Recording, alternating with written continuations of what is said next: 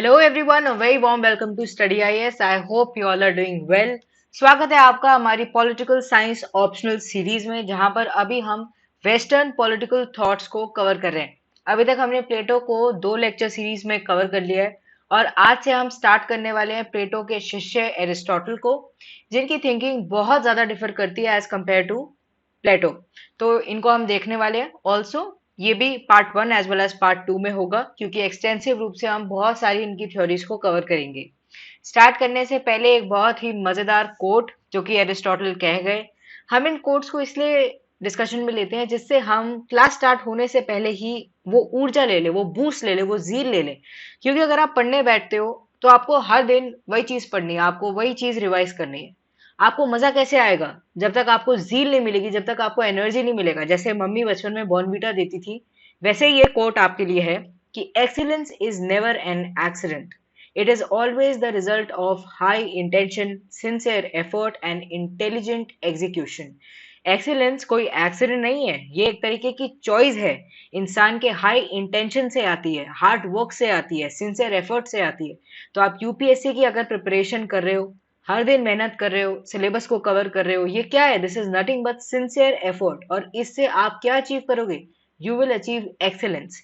It represent the wise choice of many alternative. ठीक है, it's not a chance, it's a choice. ये आपकी choice है and this determines your destiny, कि आगे आप क्या करने वाले हो, क्या आपका फ्यूचर होने वाला है। चलिए स्टार्ट करते हैं आज के लेक्चर के साथ। सबसे पहले एरिस्टोटल, ये भी एक ग्रीक फिलोसोफर है। अब प्लेटो को बोला जाता है the father of political philosophy, क्योंकि वो क्या बताते थे? वो बताते थे फिलोसफी में कि क्या चीजें होनी चाहिए। He was very idealistic. Where जब हम एरिस्टोटल की बात करते हैं तो he is regarded as the father of political science. ठीक है, साइंस की हम बात करते हैं। Y science? साइंस इसलिए क्योंकि ये जो भी मेथोडोलॉजी लेकर आए, उन्होंने बताया कि ये एक तरीके का साइंटिफिक मेथड मैंने यूज किया है।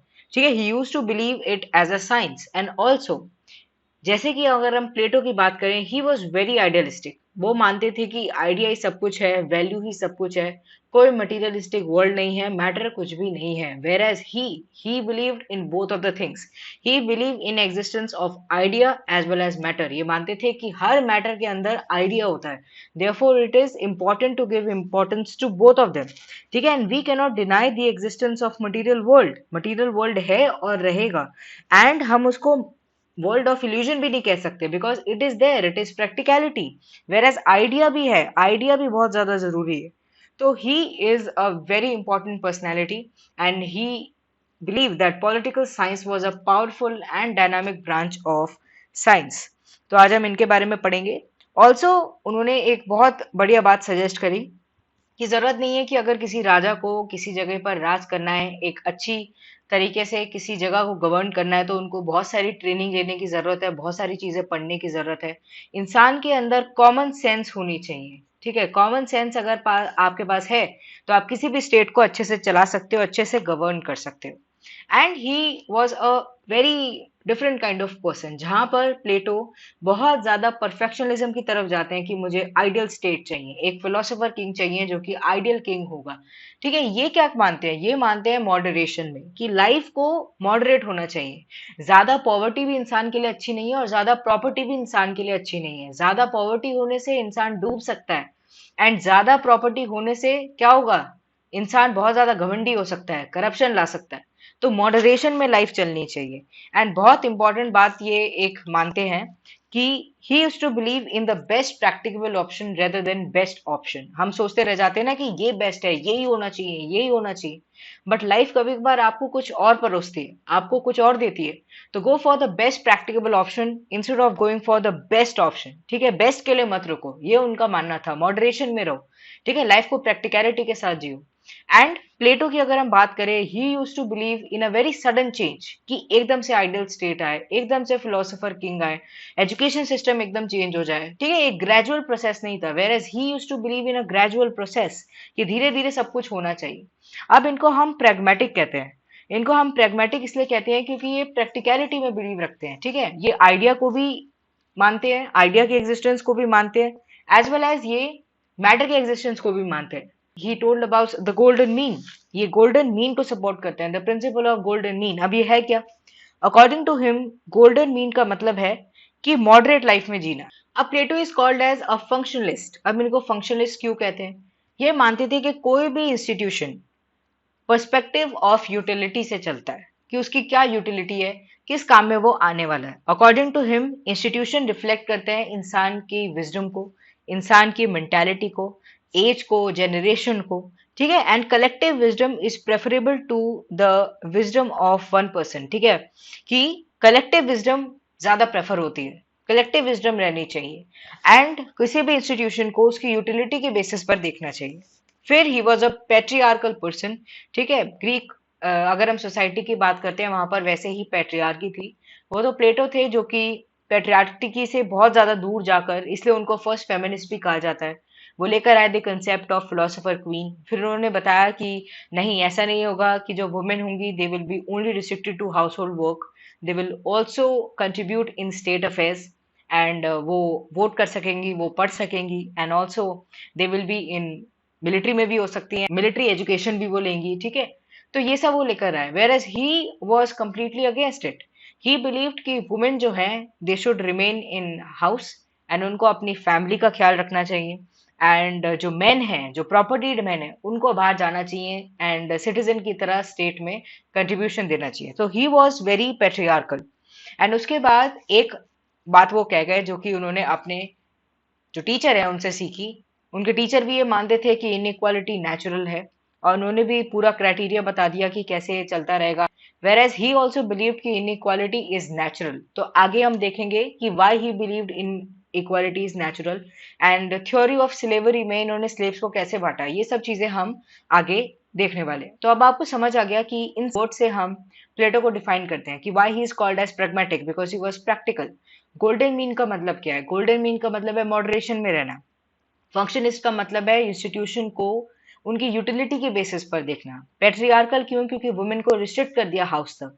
एंड वो क्या मानते थे कि इनइक्वालिटी इज नेचुरल। चलिए अब आज हम क्या क्या देखेंगे ये एक बार देख लेते हैं।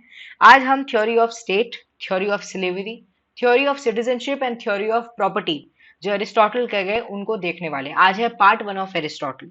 वेराज पार्ट 2 में हम देखेंगे theory of justice, theory of law, theory of constitution and theory of revolution. Plato and Aristotle दोनों ही यूपीएससी पॉइंट ऑफ व्यू से आपके लिए बहुत ज्यादा इंपॉर्टेंट है। एक्सटेंसिव रूप से हम कवर करने वाले हैं, तो आप मजे से सुनिए एंड अपने नोट्स बनाइए, आपको बहुत ज्यादा इससे फायदा मिलने वाला है। चलिए थ्योरी ऑफ स्टेट से हम स्टार्ट करते हैं।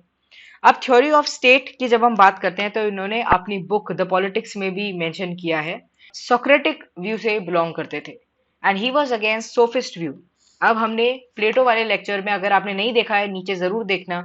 आज बहुत सारी चीजें हम ऐसे पढ़ रहे हैं जो कि जो फर्स्ट लेक्चर्स हैं, जो प्लेटो के लेक्चर्स हैं, उनसे कनेक्टेड है। जैसे सोफिस्ट व्यू उसमें हमने कवर किया था कि सोफिस्ट कौन होते हैं। सोफिस्ट वो लोग होते हैं जो कि मानते हैं कि सेल्फ इंटरेस्ट पहले आता है एंड स्टेट बाद में आती है।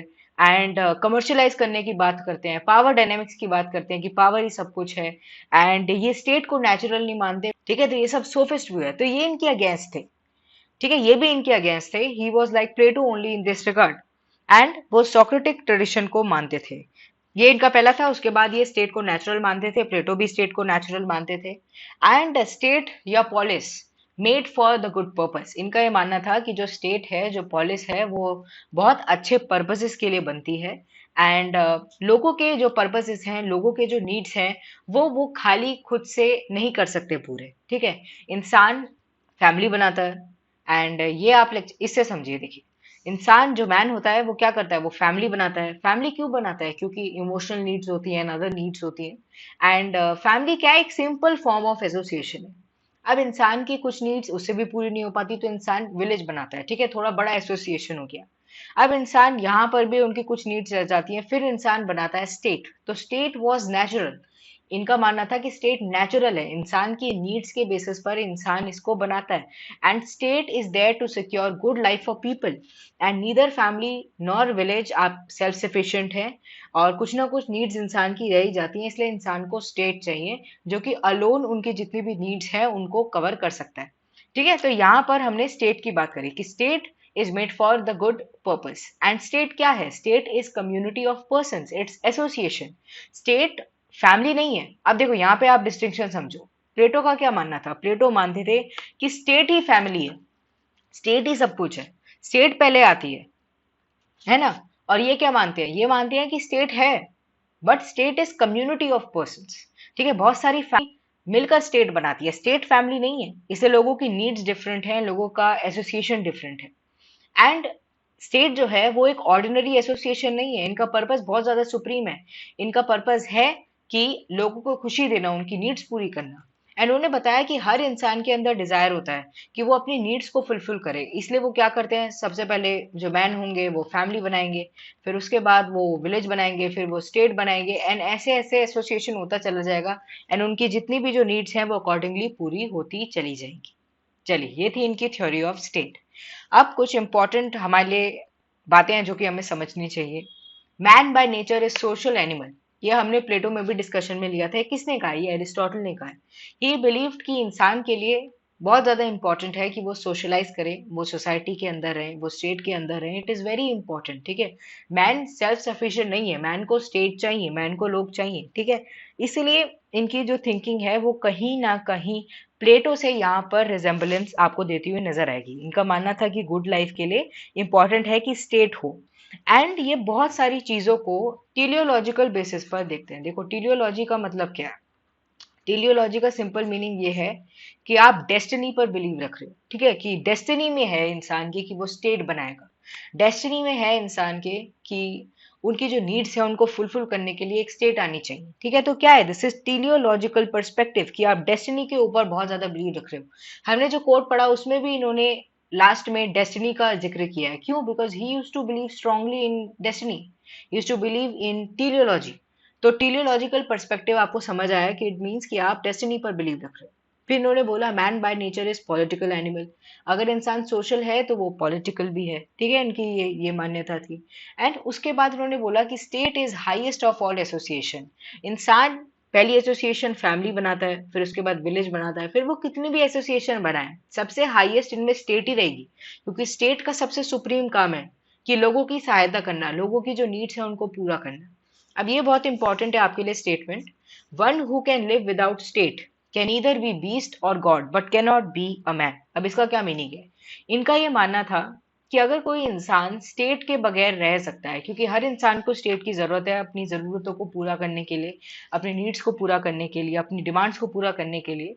अगर किसी इंसान को स्टेट नहीं चाहिए तो क्या, या तो फिर वो बीस्ट है, या तो वो शैतान है, या फिर वो गॉड है। ठीक है, वो भगवान है। क्यों? क्योंकि भगवान को किसी नीड की जरूरत नहीं है।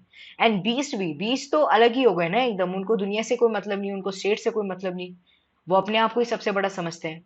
तो इनका ये मानना है कि वो कुछ अलग टाइप के लोग हैं, वो नेचुरल ह्यूमन नहीं है। नेचुरल ह्यूमन को स्टेट चाहिए ही चाहिए, ये इनका बिलीफ था। ये मानते थे कि स्टेट नेचुरल भी है एंड स्टेट बहुत ज्यादा डिजायरेबल भी है, कि इंसान के पास स्टेट होनी ही चाहिए। And also it is necessary कि स्टेट हो ही हो। ओके, चलिए आगे बढ़ते हैं। ये हमने डिस्कशन में ले लिया, ये थी इनकी थ्योरी ऑफ स्टेट। चलिए, अब हम इनके अगले पर्सपेक्टिव, अगले थ्योरी पर चलते हैं, theory of citizenship. Theory of citizenship में भी आपको बहुत ज्यादा मजा आने वाला है, क्योंकि यहाँ पर आपको एक अलग टाइप की सिटीजनशिप देखने को मिलेगा। बट कुछ बातें इनकी थ्योरी ऑफ सिटीजनशिप में अच्छी भी हैं, कुछ बातें आपको कहीं ना कहीं प्लेटो से रिजेम्बलेंस होती हुई नजर आएंगी, कुछ एकदम डिफरेंट नजर आएंगी। अब इन्होंने क्या बताया है थ्योरी ऑफ सिटीजनशिप में? सबसे पहले तो इन्होंने सबसे बढ़िया बात ये बताई कि citizenship is a sort of duty. ठीक है, इंसान की ड्यूटी है, अगर वो सिटीजन है एक स्टेट के, उनकी ड्यूटी है कि उस स्टेट का ख्याल रखना, उनकी जो डिसीजन है उनको मानना। बहुत बढ़िया चीज है। एंड ऑल्सो पार्टिसिपेट करना उनके कंडक्ट्स में। इन्होंने क्या किया, इन्होंने सिटीजन्स को दो लोगों में भाग दिया। ठीक है, एक होते हैं सिटीजन्स, दूसरे होते हैं नॉन सिटीजन्स। मतलब दूसरे सिटीजन्स है ही नहीं, माना देश में रह रहे हैं बट वो है ही नहीं। अब उनमें क्या आता है, ये बहुत ज्यादा मजेदार बात है। सबसे पहले तो स्लेव्स, दूसरी है वुमेन, फिर चिल्ड्रन, एंड फिर उसके बाद ओल्ड पीपल। तो मतलब आप ये समझ लीजिए कि 60% से ज्यादा लोग इन्होंने यहाँ पर एलिमिनेट कर दिए।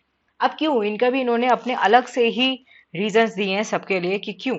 सबसे पहले तो वुमेन क्यों नहीं? ठीक है, वुमेन इसलिए नहीं क्योंकि वुमेन के पास घर के बहुत ज्यादा काम होते हैं। It's not that women do not have the skills, but उनकी जो बहुत सारी स्किल्स हैं वो एब्जॉर्ब हो जाती हैं उनकी फैमिली में रहने की वजह से। एंड वो अफोर्ड नहीं कर सकती पार्टिसिपेट करना, क्योंकि उनको फैमिली संभालनी है, उनको बहुत ज्यादा काम फैमिली से रिलेटेड करने हैं। ठीक है, उनका धर्म है फैमिली को संभालना। तो ये बहुत ज्यादा कंजर्वेटिव सोच थी इनकी, यहाँ पर इनकी पैट्रियार्कल हमें सोच देखने को मिल जाती है।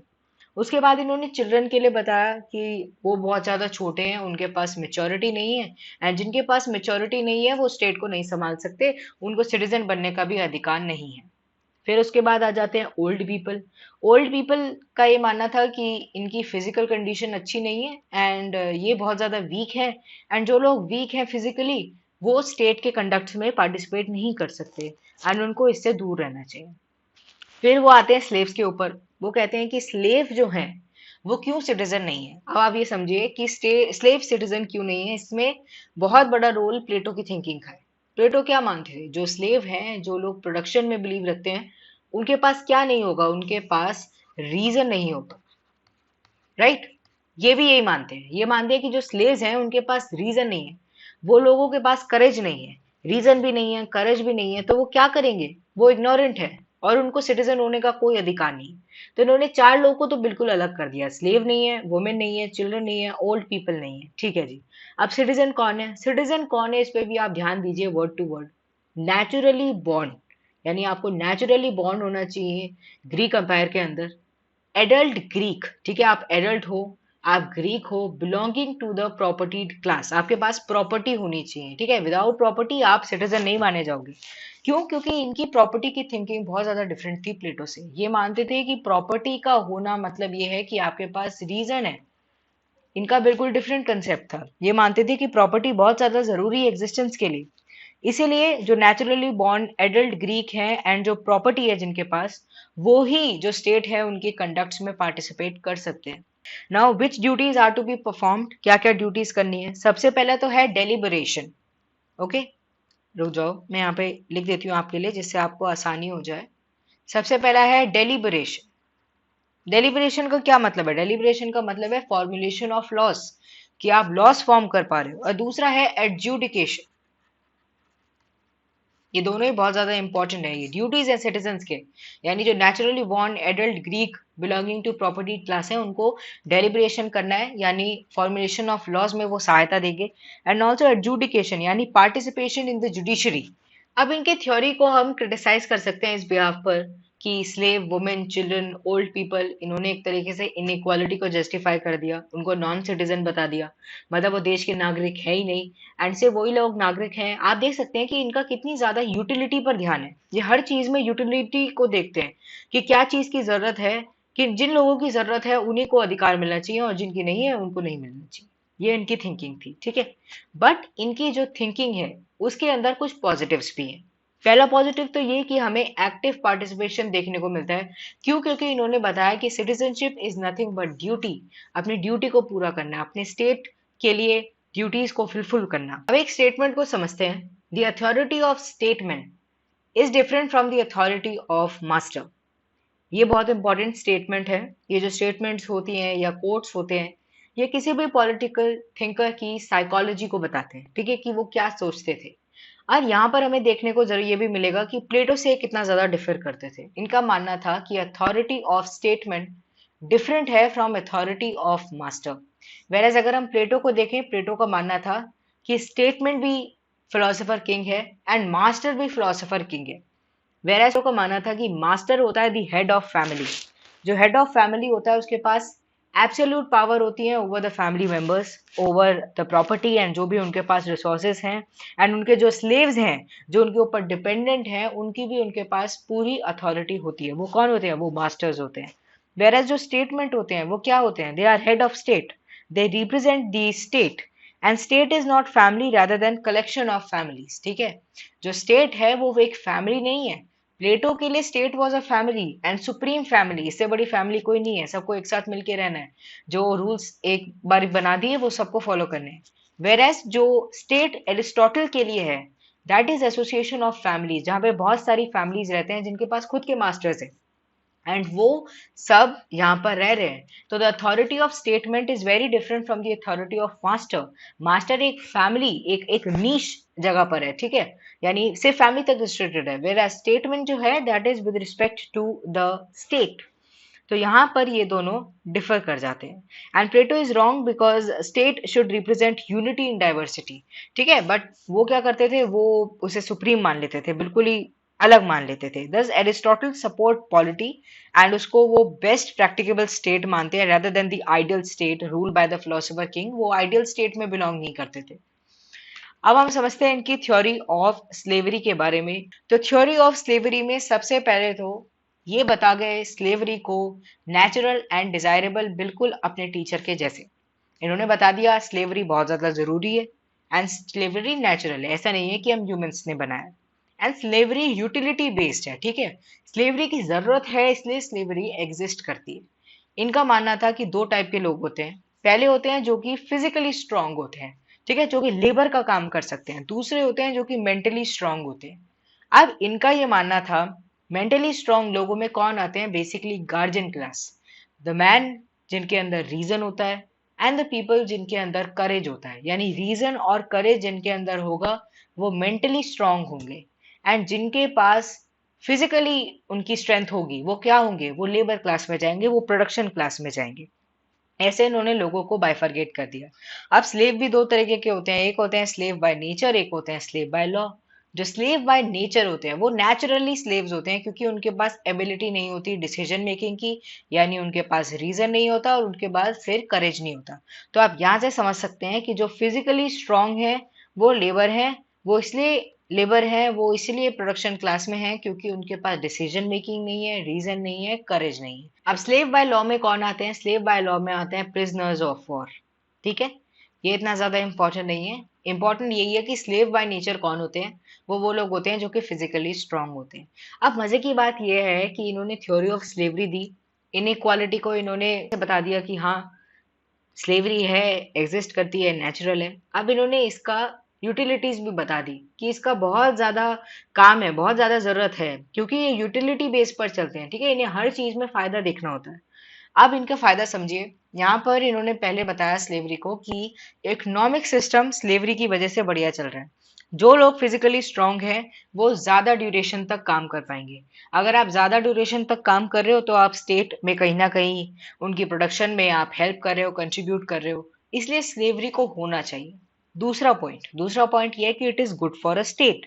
अब स्टेट के लिए कैसे गुड है, जो लोग रीजन जिनके अंदर डोमिनेट करता है, करेज जिनके अंदर डोमिनेट करता है, उनका क्या काम है, उनका काम है वो सिटीजन है, उनको स्टेट के अफेयर्स में ध्यान देना चाहिए, ठीक है, डेलिब्रेशन में भी ध्यान देना चाहिए, एडजुडिकेशन में भी ध्यान देना चाहिए। अब ये जो स्लेव्स हैं ये क्या करेंगे, वो उनकी एक तरह से सहायता कर रहे हैं जिससे वो अपने अफेयर्स पे ध्यान दे सके। एंड उनका जितना भी हाउस होल्ड वर्क है या और भी जितना भी काम है वो कौन करेंगे, वो स्लेव्स करेंगे। तो it is good for state, एक तरह से मैकेनिज्म चल रहा है। फिर इन्होंने बताया थर्ड पॉइंट में it is good for the master. Why it is good for the master, ये मानते थे जो मास्टर हैं, जिन लोगों के अंदर रीजन है, वो क्या कर पाएंगे, उनके पास अपॉर्चुनिटी है कि वो उन लोगों को एक तरीके से एनलाइटन कर सकें जो कि स्लेव हैं, ठीक है। तो master gets an opportunity to develop his virtues more, hence he suggest that master should have a slave, ठीक है, कि उनके पास स्लेव होना चाहिए। एंड वो उससे क्या कर पाएंगे, वो स्लेव का ख्याल रखेंगे एंड उसको भी वर्चुअस बना पाएंगे, अपने को भी वर्चुअस बना पाएंगे। फिर इन्होंने बताया fourth point that it is good for slavery. अब ये बहुत ज्यादा इंटरेस्टिंग है, गुड फॉर स्लेवरी। देखो स्लेव्स के लिए कैसे अच्छा हो सकता है स्लेवरी। वो मानते थे कि master is a necessity for a slave, एक स्लेव के लिए जरूरत है कि वो उनके पास मास्टर जरूर हो जो कि उनको कमांड दे, because slave lack ability to take decisions. तो उनके लिए डिसीजन कौन लेंगे, उनके लिए डिसीजन लेने वाले हैं मास्टर, उनके जो उनके ऊपर कंट्रोल रखेंगे। Now in the company of good master, slave के पास अपॉर्चुनिटी है कि वो क्या अटेन कर सके, वो वर्च्यू को अटेन कर सके, एक्सीलेंस को अटेन कर सके, नॉलेज को अटेन कर सके। एंड वो ये भी रिकमेंड करते थे कि स्लेव जो हैं उनको फ्री कर सकते हैं मास्टर, ठीक है। Aristotle believe that the slave can be freed अगर उनके पास वर्च्यू आ जाए, उनके पास नॉलेज आ जाए, उनके पास एक्सीलेंस आ जाए। तो Aristotle was aware of the ill treatment of slaves, उनको पता था कि जो स्लेव्स हैं उनके साथ अच्छा नहीं होता है, लोग दुर्व्यवहार करते हैं, उनके साथ इनइक्वालिटीज होती हैं। एंड वो सजेस्ट करते थे कि रिफॉर्म्स आने चाहिए, ठीक है। एंड ये रिफॉर्म कैसे ला सकता है? एक अच्छा मास्टर ही ला सकता है, क्योंकि एक अच्छा मास्टर ही स्लेव को आगे बढ़ा सकता है। ठीक है, तो वो कहते थे क्या करो, आप प्रॉपरली स्लेव को ट्रीट करो, ठीक है, एंड उनके साथ दुर्व्यवहार ना करो, उनको वर्चुअस बनाओ, उनका ख्याल रखो, बट स्लेवरी होनी चाहिए, क्योंकि स्लेवरी स्टेट के लिए बहुत ज्यादा अच्छी है। अब इन दी एज ऑफ ह्यूमन राइट्स अगर हम इस चीज को देखें, इस इंस्टीट्यूशन ऑफ स्लेवरी को देखें, तो ये बहुत ज्यादा अजीब देखने को मिलता है। ठीक है, एक तो आप स्लेवरी को जस्टिफाई कर रहे हो, उसके बाद ह्यूमन राइट्स कहीं ना कहीं हमें दबते हुए नजर आ रहे हैं। ठीक है, तो ये यहाँ पर इसका क्रिटिसिज्म आ सकता है। द थ्योरी ऑफ जो सिटीजनशिप है प्लेटो की, या थ्योरी ऑफ स्लेवरी है, दोनों ही कहीं ना कहीं इनइक्वालिटी को जस्टिफाई कर रहे हैं, विच इज नॉट राइट। चलिए, अब हम बढ़ते हैं आगे थ्योरी ऑफ प्रॉपर्टी पर। थ्योरी ऑफ प्रॉपर्टी भी मजेदार इनकी एक थ्योरी है। यहाँ पर इन्होंने प्रॉपर्टी को बता दिया as a time tested institution, कि प्रॉपर्टी इंसान के पास होना चाहिए। ये प्लेटो की तरह नहीं मानते थे कि प्रॉपर्टी इंसान को करप्ट बना सकती है। इंस्टेड ये मानते थे कि प्रॉपर्टी होना बहुत ज्यादा जरूरी है, क्योंकि it's a matter of self worth. ये आपको मोटिवेशन देती है, फैमिली को संभालने में मदद करती है, सिक्योरिटी की तरह आप इसको यूज कर सकते हो। तो property is important and it is a time tested institution, ये वो मानते थे। बट प्रॉपर्टी दो टाइप की होती है। पहली प्रॉपर्टी होती है दैट इज जस्ट, जो कि इंसान मेहनत से कमाता है। ठीक है, आप अपनी मेहनत कर रहे हो, आपने बहुत सारा पैसा इकट्ठा किया, उसके बाद आपने सोचा कि मैं यहाँ पर जमीन लूंगा। सपोज कहीं पे एयरपोर्ट बन रहा है, ठीक है, तो वहां पे एयरपोर्ट बन रहा है, आप सोचोगे अरे आगे सालों में क्या होगा, वहां के जो दाम है वो बढ़ते नजर आएंगे, तो आप क्या करोगे, पैसे जमा करोगे एंड वहां पर जमीन खरीदने की कोशिश करोगे। ये क्या है? It is a sort of just method, कि आप जस्ट मेथड से, अपने लेबर से, अपनी कमाई से आप प्रॉपर्टी को खरीद रहे हो। दूसरा है अनजस्ट मेथड। अनजस्ट मेथड क्या है? आप अनफेयर मीन्स कर रहे हो। जैसे इन्होंने क्या एग्जाम्पल दिया? इन्होंने एग्जाम्पल दिया मनी लेंडिंग का, कि जो मनी लेंडिंग होती है वो एक तरह से एक्सप्लॉयटेटिव है, इसलिए वो एक गलत तरीका है प्रॉपर्टी को अटेन करने का। तो इन्होंने प्रॉपर्टी को दो तरीके से बांटा, जस्ट एंड अनजस्ट। एंड ये मानते थे कि प्रॉपर्टी अच्छी चीज है, सेल्फ वर्थ के लिए, मोटिवेशन के लिए, फैमिली के लिए, सिक्योरिटी के लिए, इसलिए जो प्रॉपर्टी है वो इंसान के पास जरूर होना चाहिए। एंड ऑल्सो अगर इंसान को चैरिटी करनी है, अगर इंसान को चैरिटी करनी है, स्टेट में मदद करनी है और सिटीजन्स की मदद करनी है, तो उनके पास रिसोर्सेज तो होने चाहिए, उनके पास प्रॉपर्टी तो होनी चाहिए। विदाउट रिसोर्सेज, अगर आपके खुद के जेब में कुछ नहीं है, तो आप लोगों की कैसे मदद कर पाओगे? तो इन्होंने बताया कि for charity it is important to have property. Okay, अब हम इंपॉर्टेंट बात की तरफ मुड़ते हैं, कि property are of three types. इनका मानना था कि प्रॉपर्टी तीन टाइप की होती है। ठीक है, एंड इन्होंने इनमें से दो को रिजेक्ट कर दिया। एक को इन्होंने कहा कि ये सिस्टम होना चाहिए। पहला है common ownership and common use, कि एक जो लैंड है उसका जो ओनरशिप है वो बहुत सारे लोगों के पास है एंड बहुत सारे लोग इसे मिलकर इस्तेमाल कर रहे हैं। ये उन्होंने रिजेक्ट कर दिया। क्यों? क्योंकि वो मानते थे कि अगर सबकी प्रॉपर्टी होगी तो कोई भी इसके लिए रिस्पॉन्सिबल नहीं होगा, कोई भी इसकी देखभाल नहीं करेगा, कोई भी इसका ख्याल नहीं रखेगा, and nobody will take care of the property, and this is wrong. तो इसलिए इन्होंने इसको तो क्या कर दिया, इसको रिजेक्ट कर दिया। फिर आता है common ownership plus individual use, यानी बहुत सारे लोगों ने मिलकर वो प्रॉपर्टी को खरीदा है, बट उसका जो यूज होगा दैट विल बी इंडिविजुअल। ये इन्होंने बता दिया सबसे ज्यादा इलॉजिकल। ठीक है, इलॉजिकल इसलिए क्योंकि इतने सारे लोग मिलकर एक प्रॉपर्टी को खरीद रहे हैं बट यूज एक ही कर पा रहा है। इट इज वेरी इम्प्रैक्टिकल, ऐसा नहीं हो सकता। ठीक है, ये क्या होगा, it is a sort of exploitation, कि दूसरे लोग अपना एनर्जी भी वेस्ट कर रहे हैं और उनको कोई फायदा नहीं मिल पा रहा, तो ये भी इन्होंने कर दिया रिजेक्ट। फिर आता है एक इकलौता ऐसा टाइप जिसको उन्होंने सपोर्ट किया, that was individual ownership plus common use, कि आप इंडिविजुअल ओनरशिप रख रहे हो बट उसका यूज कॉमन है, बहुत सारे लोग उसका यूज कर सकते हैं, उसका इस्तेमाल कर सकते हैं प्रॉपर्टी का। अब ये बहुत ज्यादा इन्होंने बेस्ट बताया इन सब में। वाई? बिकॉज सबसे पहले तो it is better maintenance of the property को ये अश्योर करेंगे, कि वहां पर इंसान जिसकी इंडिविजुअल ओनरशिप होगी वो उस प्रॉपर्टी का ख्याल रखेगा, प्रोडक्टिव देखने को मिलेगा, सोशली यूजफुल होगा, क्योंकि बहुत सारे लोग उसका इस्तेमाल कर पाएंगे।